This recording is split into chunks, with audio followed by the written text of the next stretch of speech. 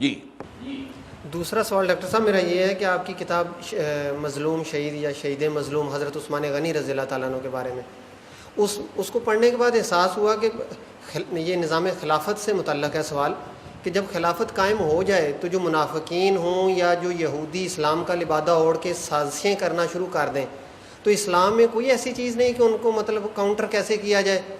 یہ سوال اس لیے ذہن میں آیا کہ چند دن پہلے ایک یونیورسٹی کے اکنامکس کے پروفیسر تھے، وہ کہنے لگے کمیونسٹ ٹائپ کے ہیں کہ جی یہ کس نظام کی بات کرتے ہو، مطلب 23-40 سال لگا کے محنت سے حضور نے ایک نظام دیا اور وہ 30-40 سال بھی نہیں چلا دنیا میں بعد میں، اور وہ گر گیا، جبکہ یہ جو دوسرے نظام ہیں یہ 100 سال 150 سال چل رہے ہیں۔ تو مطلب خلافت میں ان لوگوں کا کلاکما کرنے کے لیے کوئی مثال ہے یا ان کو کھلی چھٹی ہوگی، خصوصاً اگر آج کے معاشرے میں خلافت قائم ہوتی ہے؟ جزاک اللہ۔ ابھی میں پہلے سوال کے بارے میں ایک بات اور کہہ دوں، علامہ اقبال کے بارے میں یہ مشہور ہے کہ وہ مہدی وغیرہ کے قائل نہیں تھے، اور ان کی بعض تحریریں ایسی ہیں، بعض اردو اشعار بھی ایسے ہیں، لیکن بعض جو ہے واضح الفاظ ان کے بعض خطوط میں ہیں کہ یہ مجوسی روایات ہیں جو اسلام میں آ گئی ہیں، کوئی مہدی نہیں، کوئی عیسیٰ نہیں، عیسیٰ کا نزول بھی نہیں۔ یہ کچھ میں سمجھتا ہوں کہ علامہ اقبال پر کوئی دور آیا ہوگا، ایک دور ان پر ایسا بھی تو آیا کہ جبکہ وہ قادیانیت کے بہت ہی معتقد تھے، انہوں نے یہاں تک کہا تھا کہ جسے اصل اسلام دیکھنا ہو وہ قادیان میں جائے۔ کیوں؟ وہاں ایک نظام تھا، ایک شخص سے بیعت تھی، ایک ڈسپلن تھا، پورا ماحول اسلام کے مطابق تھا۔ وظاہر باقی تو ان میں خرابی تو یہی ہے کہ انہوں نے غلام احمد قادیانی کو نبی مان لیا، باقی تو وہ باقی مسلمانوں والے کام تو ان کے ہیں، اور وہ ایک جگہ پر ایک آبادی انہوں نے ایک اپنے اسلامی اصولوں کے مطابق بنا لی۔ تو اس کے بارے میں علامہ اقبال نے کہا کہ اسے صحیح اسلام دیکھنا ہو وہ جائے اور قادیان میں دیکھے۔ بعد میں پھر انہوں نے مزید غور کیا، پھر ان کا بیان آیا کہ نہیں، قادیانی دائرہ اسلام سے خارج ہے، یہاں تک کہ پنڈت نہرو نے ان سے پھر اس پر مذاکرہ کیا اور یعنی بحث کی تحریری، تو اس کا بڑا پرزور جواب جو ہے اور فلسفیانہ انداز میں جواب جو ہے ختم نبوت کے حق میں، اور یہ جو نئی نبوت ہے اس کے غلط ہونے کے حق میں جو ہے ان کے خطوط، ان کی تحریریں موجود ہیں۔ لیکن ایک وقت میں تھا کہ انہوں نے کہا تھا، تو اس حوالے سے کسی وقت کوئی غلطی ہو جاتی ہے۔ میرا دعویٰ یہ ہے کہ علامہ اقبال کا ایک شعر ایسا ہے جس کے بارے میں ایک بہت بڑے جو بھی اقبال شناس ہیں انہوں نے مانا کہ اس شعر سے سوائے حضرت مہدی کے اور کسی کا تصور نکل ہی نہیں سکتا، ناممکن ہے۔ تو یہ اصل میں ان کی جو کتاب ہے جس میں کہ وہ بہت اعلیٰ نظمیں جو ہے فارسی کی ان کی اس کتاب میں ہے، زبور عجم، اور اس میں انہوں نے کہا ہے خضر وقت از خلوت دشت حجاز آید بروں، کارواں زیں وادی دور و دراز آید بروں۔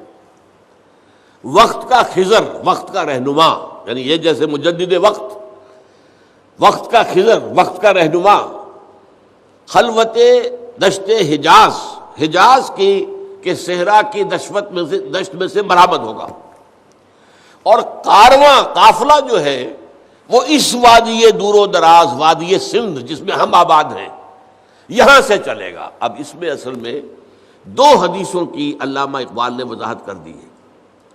ایک تو یہ کہ حضرت مہدی چھپے ہوئے ہوں گے، انہیں تلاش کیا جائے گا۔ یہ تصور کیا ہے؟ یہ شیعہ اور سنی کے درمیان مشترک ہے۔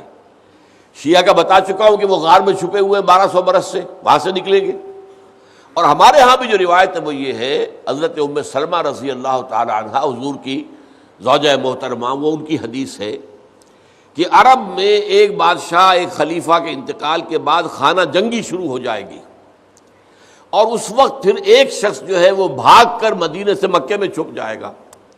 اب اس میں یہ میری انٹرپریٹیشن درمیان، کیوں بھاگے گا، کون بھاگے گا؟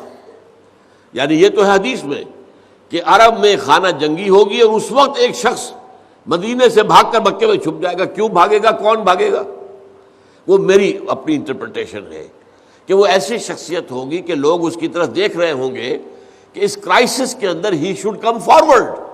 اب اسے چاہیے کہ اس جو ہے مسلمانوں کے درمیان جو تفرقہ ہو گیا اسے دور کرائے۔ کوئی ایسی شخصیت ہوگی معروف اور جو سب کے نزدیک جو ہے وہ قابل عزت ہو، لیکن وہ اس ذمہ داری سے گھبرائیں گے اور وہ بھاگ کر جا کر مکے میں چھپ جائیں گے، پھر انہیں مکے میں تلاش کیا جائے گا اور نکالا جائے گا۔ اور ان کے ہاتھ پر بیعت کی جائے گی حجر اسود اور مقام ابراہیم کے درمیان، اور زبردستی کی جائے گی، وہ نہیں چاہیں گے کہ ان کے ہاتھ پر بیعت کی جائے۔ یہ حدیث ہمارے ہاں بھی ہے۔ تو گویا کہ کہیں پر چھپے ہونے کی حالت سے برآمد ہونا، یہ جو ہے شیعہ اور سنی دونوں میں مشترک ہو گیا۔ اور یہ وہ پہلا مصرع ہے، خضر وقت از خلوت دشت حجاز آید برون۔ وہ جو خضر وقت ہوں گے، جنہیں میں کہہ رہا ہوں مجدد وقت، وہ دشت حجاز کے کسی گوشے سے برآمد ہوں گے۔ دوسری حدیث کیا ہے؟ یخرج الناس من المشرق یؤتون للمہدی، یعنی سلطان ہی، مشرق سے فوجیں جائیں گی، کسی مشرقی ملک سے، جو مہدی کی حکومت قائم کریں گی عرب کے اندر۔ اس حدیث کا مصداق علامہ اقبال کہہ رہے ہیں کہ یہی وادی سندھ ہے، یہاں سے فوجیں جائیں گی، یہ اسلام کے لیے بننے والا ملک ہے یہ وادی سندھ۔ اور وادی سندھ میں بہت عجیب بات ہے جو اکثر آپ لوگوں نے نہیں سمجھی ہوگی، ہم وادی سندھ سمجھتے ہیں صرف پاکستان میں ہے، وادی سندھ کا آدھا حصہ افغانستان میں ہے۔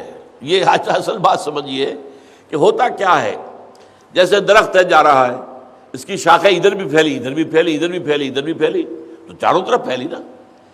اسی طرح دریا جو بڑے بڑے بنتے ہیں، وہ چھوٹے چھوٹے دریا ادھر سے آتے جا رہے ہیں، ملتے جا رہے ہیں، ادھر سے آتے جا رہے ہیں، ملتے جا رہے ہیں۔ اب سارا آپ کے پانچ دریا کہاں گئے؟ دریائے ستلج بیاس مل کر چلے گئے، آگے چل کر راوی آ گیا، چناب آ گیا، جہلم آ گیا، کہاں گئے؟ یہ سندھ میں گئے۔ یہ سب دریائے سندھ کی ٹریبیوٹریز ہیں۔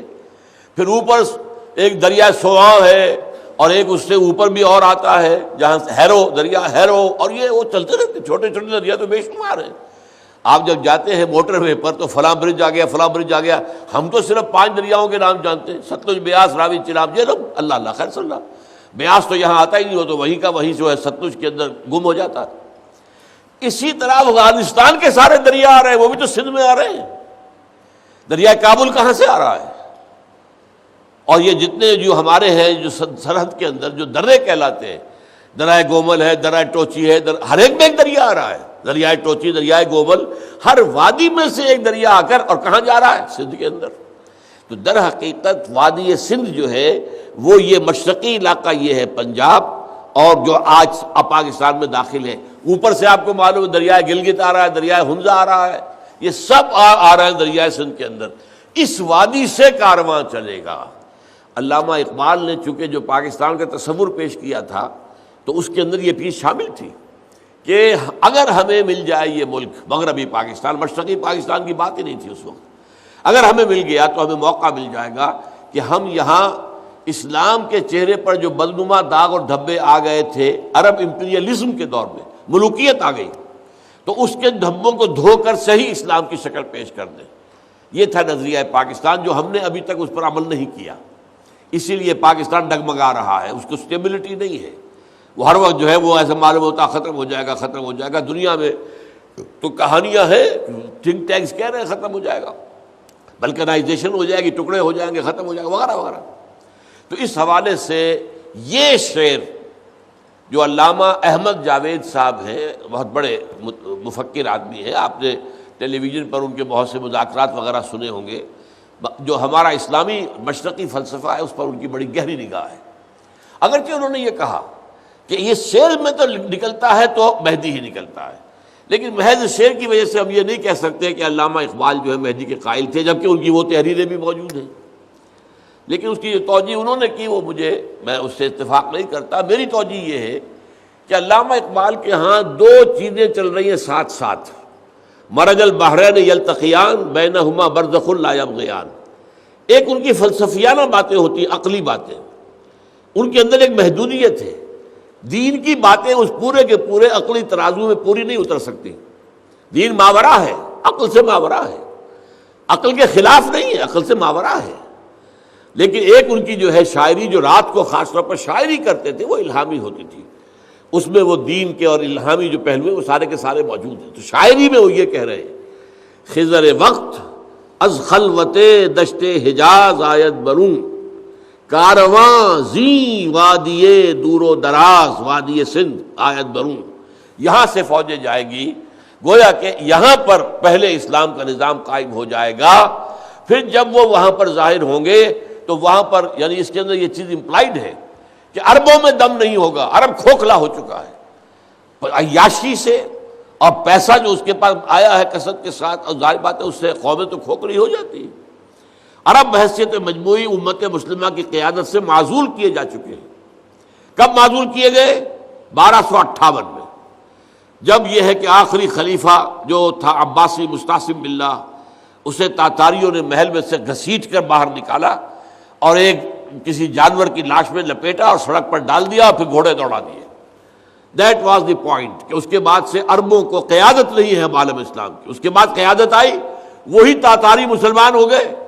تو یہ Mughal, Terken Timuri, Terken صفوی، Terken Seljuqi, Terken Usmani, they were the Turks, all these four، یہ بڑی جو سلطنت قائم ہوئی ہے، all four were تاتاریز۔ بہرحال ایک بات تو یہ ہو گئی جو میں نے آپ کو بتائی ہے علامہ اقبال کے بارے میں، کہ حضرت مہدی کے بارے میں اگرچہ ان کی اردو کچھ خطوط کے اندر تحریریں واضح ہیں، وہ اس کو نہیں مانتے، اور یہ کہ بعض اور جگہ پر بھی اشارات بھی ہیں، شاعری میں اتنا کلیئر نہیں ہے ان کا۔ البتہ یہ شعر جو ہے میرے نزدیک، اس کے بارے میں نے آپ کے سامنے، مجھے تو یقین ہے اور میں سمجھتا ہوں کہ یہ علامہ اقبال کی جو الہامی شاعری کا حصہ ہے یہ صحیح ہے۔ دوسرا جو ہے وہ عقلی منطق والی بات ہے، جسے وہ حرف پیچا پیچ کہتے ہیں، حرف پیچا پیچ، حرف نیش زن۔ ایک میرا حرف وہ ہے جو جیسے کہ بچھو کا ڈنک مرتا ہے، ایسا میرا شعر جو ہے وہ تو اس طرح انسان پر اثر کرتا ہے جیسے کہ بچھو نے ڈنک مارا ہو۔ ایک حرف پیچا پیچ ہے تو اس میں تو آدمی الجھ جاتا ہے۔ یہ فلسفے کی بحثیں جہاں ہوں گی تو الجھاؤ پیدا کریں گی، اور کیا کریں گی۔ بہرحال یہاں تک تو بات ختم ہو گئی۔ اس پہلے حصے کے بارے میں نے مزید چاہا، جب اتنی بات آ گئی ہے تو یہ بات واضح ہو جائے۔ یہ جو دنیا میں کہا جاتا ہے، یہ میری ایک کتاب ہے بر عظیم پاک و ہند میں اسلام کے انقلابی تصور کی تجدید و تعمیل، اس میں نے اس پر بحث کی ہے۔ اگر کوئی یہ کہتا ہے کہ اسلام تو صرف 40 برس چلا، ٹھیک ہے ہم مان لیتے ہیں، لیکن اس کے معنی کیا ہے؟ کامل شکل میں 40 برس چلا، اس کے بعد اسلام ختم نہیں ہو گیا، اس کے بعد بھی اسلام 1000 برس تک چلا ہے، لیکن یہ ضرور ہے کہ وہ کامل نظام نہیں تھا، صرف اوپر کا سیاسی ڈھانچہ جو ہے وہ بدل گیا۔ اب وہ جو ہے مشاورت کے ساتھ خلیفہ کا انتخاب نہیں ہو رہا، بلکہ اب نسلی ہے۔ یہ بنو امیہ میں سے چلے آ رہے ہیں، یہ بنو عباس میں سے چلے آ رہے ہیں، یہ ترک خاندان کے ہیں، تو یہ در حقیقت چیز ختم ہوئی ہے۔ باقی یہ ہے کہ اسلام کا ڈھانچہ، سارا معاشی ڈھانچہ، سارا معاشرتی ڈھانچہ، سارا تہذیبی نقشہ، سارے قوانین، سارے جو ہے چاہے وہ کرمنل لا تھا چاہے سول لا تھا، سارا کا ساتھ چلتا رہا۔ تو یہ ایک مغالطہ ہے کہ اسلام ختم ہو گیا۔ ہاں کامل شکل نہیں رہی اس کی، کامل 40 سال رہی۔ ایک بات تو یہ سمجھ لیجئے۔ نمبر 2، جن نظاموں کی وہ بات کرتے تھے وہ تو ایک دن بھی قائم نہیں ہوئے۔ جس ڈیموکریسی کا خواب دیکھا تھا کبھی پلیٹو نے، اور پھر جس کا خواب دیکھا تھا جو فرانس کے تھے لوگ، ان لوگوں نے جو کچھ خواب دیکھا تھا، والٹیر اور روسو، وہ جمہوریت تو آج تک آئی نہیں۔ جمہوریت کے سب سے بڑے پرستار میں یہ کہتے ہیں کہ ابھی ہم اس جمہوریت کی طرف پیش قدمی کر رہے ہیں۔ یہ دعویٰ نہیں ہے کہ جمہوریت آ گئی ہے۔ یہ امریکہ کی جمہوریت کیا ہے؟ یہ تو اصل میں کیپٹلسٹ کی ڈکٹیٹرشپ ہے، سارا عمل دخل پیسے والوں کا ہے۔ پاکستان کی جمہوریت کیا ہے؟ یہ اصل میں جاگیرداروں کی میوزیکل چیئر گیم ہے، کچھ بھی نہیں ہے۔ عوام کا تو دھوکہ ہے، کچھ بھی نہیں۔ تو وہ تو یہ نہیں کہتے کہ ہماری جمہوریت آ گئی، نہیں آئی، ابھی ہم کوشش کر رہے ہیں۔ جمہوریت جو ہے، اسی طرح آپ کو معلوم ہے جس اسٹیٹ لیس سوسائٹی کا تصور دیا تھا مارکس نے، وہ تو ایک دن بھی قائم نہیں ہوئی۔ کمیونزم کا نظام تو آیا، لیکن وہ نظام جو مارکس نے جس کا نقشہ دیا تھا وہ تو ایک دن کے لیے بھی نہیں آیا۔ اور آپ کو معلوم ہے کہ وہ جو بنا تھا وہ بھی 70 سال کے بعد ختم ہو گیا، اس کا وجود ہی نہیں رہا۔ 70 سال کے بعد تو یوں سمجھیے کہ سوویت یونین ختم ہوئی ہے۔ اصل میں جو تھی کمیونزم، وہ چائنیز کا تو کہنا یہ تھا کہ بہت پہلے روسی جو ہے کمیونزم کو چھوڑ چکے۔ انہوں نے کہا تھا یہ ریجنسٹ ہے، انہوں نے ہمارے اصل فلسفے کو جو مارکس کا تھا اس کو بدل دیا ہے۔ اب یہ رشین نیشنلزم ہے، یہ اعتراض تھا چینیوں کو روسیوں پر، حالانکہ وہ بھی کمیونسٹ وہ بھی کمیونسٹ۔ تو ان دونوں اعتبارات سے آپ کو یہ جوابات معلوم ہونے چاہیے۔ تفصیل سے میری کتاب میں پڑھ لیجئے، وہ اس کا نام کیا ہے؟ اسلام بر عظیم پاک و ہند میں اسلام کے انقلابی تصور کی تجدید اور تعمیل۔